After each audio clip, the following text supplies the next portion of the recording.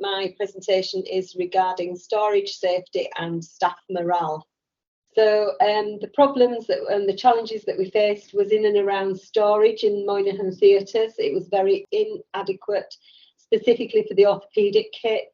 It stems from when we had the hybrid build of the MRI and the cath labs on the back of the theatre suite, and they didn't give us any additional storage space. And we've sort of squirreled the orthopaedic kit, which is quite extensive, into lots and lots of cupboards and shelving, and put stuff on corridors which didn't look very nice and wasn't a very good experience for the children coming through. The instrumentation, as I've said, was all over the place. It got to the point where it's causing obstruction to the exit of our theatre, especially Theatre 1. It was challenging for the staff to find the instruments and the corresponding implants, because the acute patients, as the kit was in many locations, and some of the staff were not that familiar with orthopaedic kit, because the team within paediatrics cover many specialities, and we have specific leads for orthopaedics, but if they're not on duty, then it become a bit of a problem there. We also was getting new kit in due to innovation and constantly adding pressure to the storage space. We identified some moving and handling issues with restrictions to the exit of theatres, so having to move kit to get the bed in and out. We looked at the metrics data to see if we could measure and anticipate the need for change, and we noticed that there was affecting the efficiency and the productivity, and our main concern was patient safety. So we'd seen that this was a problem, and it seemed to be building for a number of months. And so we realised we had to take some action. We reviewed the spaces available within the theatre suite, and we asked the team, and we collated all their opinions, and basically it was, we need to do something, and who's going to do it. So we, because I'd done this course, we undertook a Gemba walk, and we used the audit tools, and we completed a spaghetti diagram to show the inefficiency and the daily challenges that we were facing. We identified that the waste disposal room within the theatre suite was a possible solution to the problem, and we considered an alternate location for the bins, which would and probably an improvement for the moving and handling of the waste, because the porters were negotiating lots of doors and corridors to get the bins in and out. Obviously, we didn't want to put the bins onto an outside corridor, because that's just moving the problem, basically. However, we were almost mimicking what we'd got on seafloor for the theatres, because we didn't have a bin room there. So we didn't feel it was our decision to make. So we contacted the fire officers to review our storage and advise us regarding the safety. We shared the plans for change with the multidisciplinary teams that were in the department, and we identified that there were multiple benefits throughout the department if we could get authorisation to convert the bin room to a storage area. So the outcome was the fire officer came, he did an initial assessment for the department. He said our storage was inadequate, and it was causing unsafe working conditions, and he did say that he could shut down the department if he so felt like it. However, he said that he could probably do that for every theatre suite in this organisation because of the storage of the kit that we have, and he wasn't going to do that. He was going to help us create a solution. So he escalated that to the chief fire officer, and we had to wait for his approval. We did get approval from the chief fire officer to make the changes, and he said it was on a trial basis, and we had to make sure that we managed the bins as well, and the bin area, the new bin area on the external corridor, with regarding risk of arson and other risks associated with waste disposal. So we moved all the kit into one room, and we created a structured and a systematic storage facility. We cleared out the clutter, the obstructions from the corridor, and we improved the access and the safety. We have received some challenges from the facilities management re the locations of the bins outside, and we've been accused of not following correct process. However, we're communicating well with them, and we're pointing out the benefits. And actually, the actual waste team that move the bins about have said that they're happier because it's easier to get to them and sort them out. I'm rating the area as a 4 on the scale of 1 to 5, and the rationale for that is because the project's not quite completed and we've got additional improvements to be implemented, but we've got a plan, and that's benefiting the whole of the department and the team, and it's boosting the morale. So what went well? Well, the understanding and the support from the fire officer was fantastic. He helped us take pictures as evidence, and he did initial measurements about where the bins would be placed and all the rest of it. We got staff engagement straight away. They were proactive, identifying time and the manpower to move the actual kit and reorganisation. That was great. We had the discussion with other service users to share the vision for the improvement and identify the challenges that we were encountering. And we were able to make positive changes for the other teams within the theatre suite, because we have a cardiac team up there that's not part of our team, but of course they're colleagues and they need storage space just as much as us. So when we freed up space nearer their theatre, then we were able to offer it to them and change their ways of working. So we've got enhanced collaborative working, and we've got a boost to staff morale, which is really fantastic in my book anyway. And the change management, well, it's now a regular agenda item for our team meetings on audit days. And we are actually addressing the problems now, and we're discussing it regularly rather than waiting for an incident to happen. We're also creating a project board, which is similar to the principles of the huddle board, to keep up the communication, to allow people to review the progress and keep up the interest basically in what we're doing and why we're doing it. These are a few pictures I just put on there to make you see. So the top ones of a sample of the issues that we had. As you can see, the second one there on the top left, we've got trolleys in front of doorways and things. We've got things stored in front of other things. And the bin room, because it was in a locked room within the department, was not really working very well, as you can see there. Instead of phoning and saying we needed a bin because they were full, the staff were just chucking it on the top and expecting someone else to sort out the problem. And then along the bottom, as you can see, the second and the third one that's the new storeroom. The other areas are the bin storage area now is on the corridor being managed properly, and the first and the fourth picture, as you can see, we've got some clear spaces there. So we're happy. So what could we do differently? Well, I think if we'd seek help from the service improvement team to assist with the scoping and give us some sort of boost of what we can do and what we can't do. I would post notices within the department to inform people, interested parties, about what we're going to do and what we're going to implement, how we're going to implement the change. So we don't get people coming to us after the event saying, I didn't know about this, etc., etc. Key learning, well, there's always a solution to the problem. We just need to get on with it and act on the positives.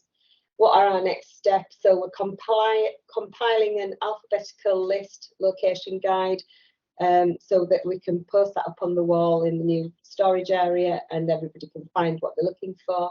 We're also colour coding the instruments with the corresponding implants so that people can see at a glance rather than stand there scratching their heads.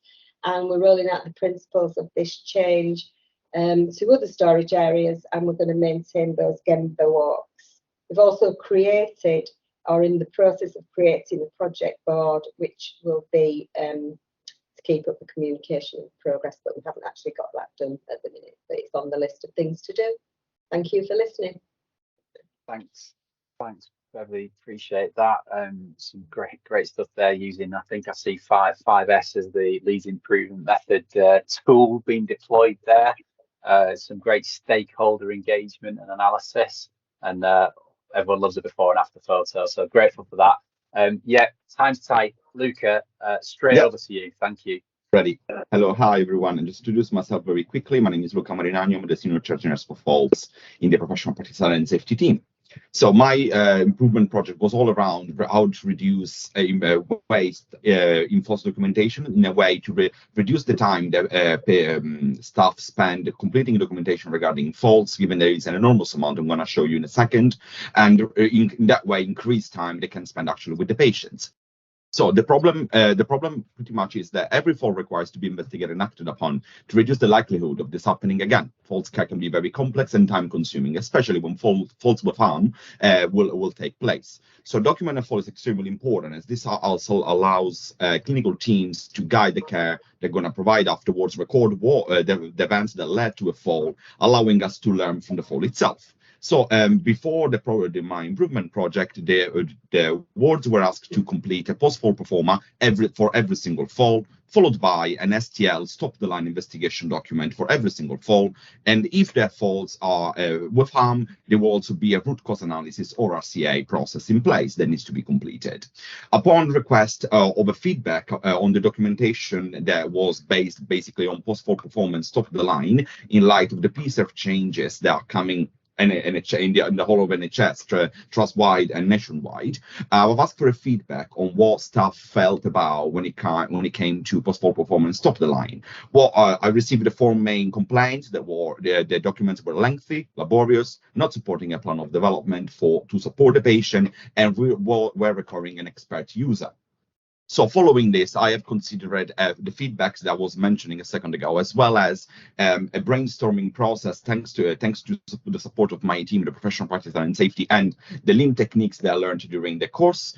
This is the whiteboard that I have developed to try to understand a little bit the extent of what the post-fault performance STL were actually asking the teams. So you will find in purple at the top the different processes, the legend is on the left, and in yellow you will find the different roles.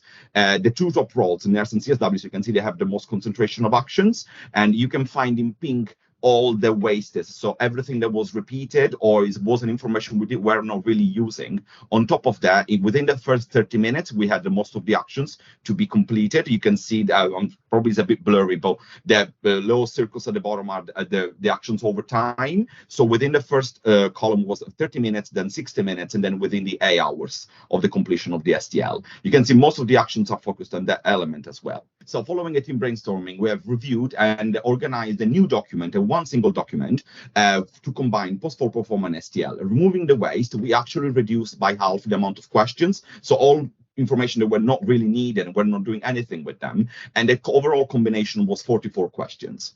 This allowed me then to, you can find them in red on the screen, the new questions I've inserted. And despite having 8 new questions, we still ended up with 32 questions. So still a reduction of 13 questions that the staff didn't have to answer anymore, really, because they were not using them at all. Before trialing this, we had a stakeholder review between an MDT approach. So we had physios, doctors, and other nurses to review this document before it was made to the ward. And the PDSA cycle was the chosen path to review the techniques and the document over time. So the outcome, the document has been trialed for 5 weeks in 3 different CSUs identified with the highest risk of fall or faults really across the trust. The feedback collected after the trial has actually ended was aimed on the 4 different negative feedback that were received. So their answer was that the document was quicker to fill, easier to understand, felt more useful and supportive of staff to draw a plan to support the patients. But the one negative feedback they received, that they wanted a more prescriptive format. Probably I went the other way around, and from very prescriptive, I left it a little bit too open eventually to interpretation. But that absolutely is great, because it gave me the next step where to move my practice. So continuing the PDSA cycle, when I was back on the planning element of the PDSA, the new ideas has been explored on how to improve the document. So first of all, I wanted to expand to this waste management system for faults across every other investigation document, and find a way on how to merge the use of all the documents and in a natural and organic flow, rather than having separated static documents that eventually were repeating each other over time. So without losing quality, actually increasing the quality of the document or the information provided itself. Increase board manager time release for completing investigation, as I said at the beginning, also increasing the time that staff can spend actually with the patient rather than filling the paperwork, and information regarding the fall included in one document alone, as I said, and now hopefully soon available online as I'm working with the DIT team. All this is still an ongoing project. So what would I've done differently? Basically, the project allowed me to gain a better understanding on my work and how this impact the others in the organization. You can see on the slide, this slide here shows you how I expanded my work around faults, and how I interconnected every single element of my portfolio in a way that this is more supportive of the staff, allowing me to provide assurance and quality of faults care across the trust. You can see the top, I'm not sure if on the top right, when it says 2023 LTH fault system, this is the slide I just showed you, and these are all the other elements I've worked on to expand and standardize and reduce the waste as much as possible across the whole of the faults care. So basically, I'm looking forward now to modify again the post-fault performer. We have reduced the stop the line is eventually, I'm going to try the system with STL is going to be stopped, and we're instead going to use the DATEX system, because people are still meant to use DATEX to report a fall, to use the system itself to report all the quality information that we need. At the same time, DATEX allows us to draw things from our dashboards, cutting down completely the data analysis time of matrons, head of nursing, and myself, to know exactly what's going to happen in faults in lifetime, rather than having a reactive approach to it. That's me. Thank you, everyone. Thank you very much, Luca. Apologies for being slightly late, and apologies, Beb, I missed the beginning of your talk, but thank you for that. That's really inspiring work again on a really important clinical area for us as well. So well done. Thank you for that. Thank you so much. We will just keep moving. I'm sure we've got some questions probably at the end. So Eleni, are you there? Yes, I am. Yeah. Hi there. Can you see me? Yes. Hi. Yeah. Thank you. So quick introduction. My name is Eleni Luku. I work within the Continuous Promotion team. I'm one of the clinical nurse specialists. So my LIM project on this instance is improving the use of catheter fixation devices within STIM. So we have a lot of feedback from the community team when it comes to increased cases, incidents of meatal tears and catheter-related pressures for patients that we do discharge. We have under care and we discharge to the community. So just a bit of terminology there. What a meatal tear is a urethral trauma due to different reasons, and one of them could be the catheter itself due to not being secured. So obviously that leads to a poor patient experience. So my team and myself, I'm quite passionate to change that and change the experience for our patient. So the challenge really identified is that I had to get my colleagues to realize that this is a reality. This is a problem that we need to really be proactive and prevent. How can we do that? Is, be proactive and provide the best practice care. So now when it comes to actions, again, just a bit of terminology. What is a catheter fixation device and why it is important? So there you can just visualize what a catheter fixation device can look like. And a fixation device is a catheter fixation device is any kind of device that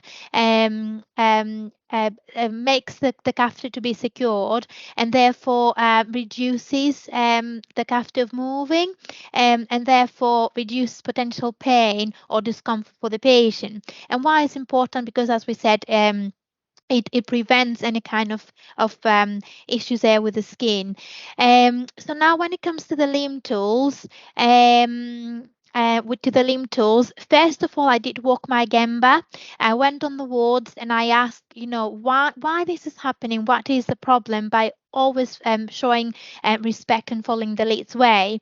So when I tried to do a bit of a spaghetti diagram and I did consider time observations, it wasn't really relevant because I already identified my problem, if you like. However, both of them, spaghetti diagram and the time observations, is something for me to be considering further down the line. Obviously, this is work in progress. especially when it comes to time observations. I want to see, because now people, they're able to identify where the catheter fixation devices are within the wards. Obviously, if there is any waste, and how we can make this reduced. So therefore, what I really used is visual controls. How I managed to do that by creating different posters with all the relevant information, very brief, what it is, where it's found, and how you can fit it on. And I had also used my leader standard work to obviously make sure I'm allocating a bit of time to go back on the wards and provide this continuous support to make this happen, and to change this. So when it comes to the outcome, what I'm really looking for, because this is work in progress, is to increase compliance when it comes to use of catheter fixation devices. I'm lucky enough to have already continence metrics, and more specifically a question that says if a catheter fixation device is in situ, obviously when a patient has a catheter. So you can see a bit of a few numbers there. So since between May and June, since I started my project, there is an increase when it comes to compliance, which is very reassuring. When it comes to my process measure, I did create registers for members of staff that went through training through different channels, and I can now say that 65% of members of staff within SEAM, they had some sort of training when it comes to catheter fixation devices. I had also used audits through spot checks within the wards, and through obviously going through the relevant documentation. And what I managed to conclude to conclude actually is that meatal tears, they're not reported, or they're rarely reported, and therefore I'm currently working with tissue viability as well as the Datex department, because we are trying to create a drop-down menu specific for meatal tears within Datex. So this way we want to actually report meatal tears better, and of course prevent other potential complications as well. So what went well? Managed to build a rapport with the members of staff on the ward and get them to collaborate and be on board and cascade down all this knowledge and all this training that they had themselves. As I said, I'm really aiming to sustain this improvement, and to sustain because of the high turnover within the wards when it comes to potentially bank staff as well. I'm looking into creating some sort of training Bible, I would say, with all the important information, so everyone will be on the same page. I'm also proud to say that this project does comply with the 7 C's plan of the trust, because obviously by preventing meatal tears and catheter-related pressure ulcers, we can actually reduce healthcare-associated infections, and therefore reduce the length of stay for patients within the trust. Obviously, that contributes to the financial plan for LDHD. Also, I can say that we can retain members of staff more. This is because obviously people, they feel they can, they do experience this collaboration, they feel empowered, and they feel that they provide their best possible care for our patients. So now what I would do differently, I would definitely get feedback from members of staff, so create some sort of a staff survey to obviously see what's the best way to support the staff on the ward, instead of me just going there and catching them there and then on the ward. If it was anything else that they would prefer, time, place wise, as well as the way I deliver the training. So the key learning is start small. So I actually started with SIM as a CSU, which is a big CSU. So I would definitely start with one or a couple of wards and then go bigger. So the next steps for improvement, as I said, what I'm working on at the moment is sustain the improvement. Also sustain the improvement, therefore I can move out to different CSUs and eventually across the whole of the trust. Also, I'm trying to get members of staff to be continence link practitioners. So again, we have dedicated members of staff that they can actually cascade down this training that they had themselves. And also, I had to be more realistic when it comes to allocating time, because obviously I have to deal with patient referrals, as well as different projects within the team. So that was a challenge of mine there. And also I had to be more aware about my mental valleys, because it does take time for change to happen. Sometimes you get a bit disappointed at times when you support an area and then you go back and it's not the improvement that you were expecting. So definitely what I realized is that definitely I need to give time for information and good practice to engrave with individuals. Yeah, that was me. Thank you very much. Brilliant. Thank you very much, Elaine. It's really, really great. Some really good reflections there. And again, I love the way that that's connected up to our 7 annual commitments this year. So well done, and great you've learned such a lot during that journey as well. Thank you. So we'll move straight on, because we're just a little bit against the clock, but we're okay. So I can see, Dawn, you're with us. So process improvement in Histopath, over to you. Thank you. Hi, so I'm Dawn Young. I'm one of the operational leads in cellular pathology. So we did a process improvement event looking particularly at the biopsy pathway within histopathology. So the problem that we faced is that we have an increased workload. The complexity of that workload has increased. We're not meeting all of the tasks. So there's a requirement for us to reduce the turnaround times further to better meet clinical need, improve the patient experience, and also to meet national targets. And thrown into that mix as well, we've had issues in terms of staff training, staff retention, staff recruitment as well. So the actions that we took were to hold an improvement event that was with the KPO team and a representative from the Virginia Mason Institute. During this event, we created a number of PDSAs and we brought that down to about 5 just to be working on. So one of the main ones is the 5S, which is you sort, set in order, shine, standardise and sustain for various workstations within that section. The next was to reduce the number of spare slides. So for each of our samples that we get, there's a certain amount of work that gets carried out on those cases. There are then supplementary tests. So to try and streamline that, in the past, we've introduced cutting spare slides so that they're available straight away for those supplementary tests. But we actually looked at the amount of those slides that were actually discarded and never used. And so what we wanted to do was actually reduce that, because if we're not using them, we're wasting time and material creating those extra slides. And it's also a nice WRP for us to review that. We looked at the distribution of the biopsies, the way we do that in the lab and sort of sharing the workload, but we've slightly changed that because we've looking at the sort of department as a whole. We want to introduce a different team structure, just working in a slightly different way to improve processes throughout the department, but also to improve the staff experience as well and to help with training and some of the issues that we've had. So the next 2 was on speaking to the IT team.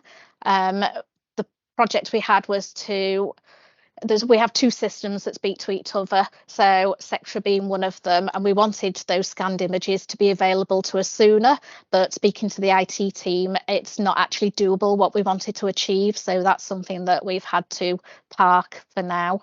And the final one was that a lot of our request forms are handwritten paper requests. Ideally, the majority should be on ICE.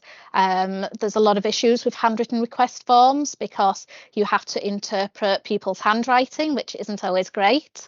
And also, sometimes people don't fill out all of the fields in the paperwork. So we can't proceed without all that information. So it adds length of time onto actually receiving and accessioning cases before we can actually proceed with them. So we would love for all of our requests to be on ICE, because you can have your mandatory fields and you don't have that interpretation of handwriting. The issues we have with that is there's a lot of service user involvement in that. It's not something that we can do on our own. So that's where we're at a bit of a stumbling block at the moment, and we just need a bit more engagement. So in terms of the lab staff, we've engaged with them in terms of huddles, lab briefings, and we've also increased the working group of people that have been involved just to help push this forward. So the outcome is that the 5S is underway and we're starting to expand areas covered. So some of the images show there that we've removed some of the redundant equipment. You can see in photo staff giving the area a good clean, and we've got a couple of cages and trolleys with junk effectively that we have gotten rid of, and then we've started regular audit in the areas. We've managed to reduce the number of spares for a number of the specialities, so that's cutting down on time, producing extra material, but also it's reducing the amount of wastage in terms of resources and consumables that we use. We are aiming to implement new team structures. We've identified what we'd like the teams to be and looked at what staffing needs to be in there. We are struggling at the moment because we have a number of vacancies, so that's not helping us to progress. We have improved turnaround times on the skin punch biopsies. So there's just a basic diagram there just to show that there is improvement. We're still way off where we want to be, but it's definitely heading in the right direction. So the things that went well is that the staff engagement in the 5S has been good. Everybody's keen to sort of help out and get this to become sort of the standard within the department. The engagement from the pathologists in reviewing the requirement for the spares has been good. We've sort of targeted that for them, and it's also great to have something that's a WRP as well. The skin punch pathway is now well embedded as part of our protocols. We've had a number of challenges. We've not been able to achieve as much as we would have liked in the time frame we've had. So we've got some staffing vacancies and high turnover. We've got some space and storage issues. We have struggled to find time to do everything. And again, talked about the incompatibility with the IT systems and the service user challenges that we have. Next slide, please. So differently, we would have focused the targeting work for the spares from the outset rather than the sort of catch all at once approach that we initially started with.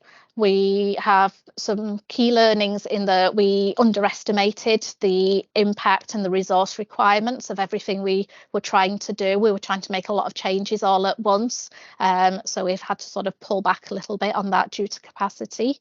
There's some things you want to do, but there is a reliance from other people, so you can't just jump in feet first doing everything that you want. Some of the challenges in terms of the storage and how we'd like to change the layout of things, that because it's a PFI building, we can't just up and do everything that we want to do. The next steps for us is to do the 5S work in the reception area and the main lab area, implement the team structure, and to try and get some service user support in order to get the ICE requesting increased in numbers for us. Thank you. Fantastic. Thank you very much, Dawn. Great presentation. Thank you again. What's been fantastic, I think, to hear from all four of our speakers today, the real range across the organisation of real challenges that we've got, but actually great use of the methodology, the personal experience and training that you've put across, and also I think the really strong engagement that you've all described from colleagues and staff around kind of making this a success. So we are a bit over time. I'm conscious one or two people have put in the chat they've had to leave. Has anybody got any burning questions for either Bev, Luca, Eleni or Dawn? No, but I think otherwise, look, for all four all 4 speakers. Again, apologies for being slightly late, but I think we've had 4 wonderful presentations from your teams, and I think great credit to you for really demonstrating your use of the method and the ethos of the method that you've kind of embraced with enthusiasm. So we'll look forward to hearing the great progress that you're making in all of these really important areas for our patients and to make us even better as an organisation. So thank you very much to everybody, and that's the end of this week's report out.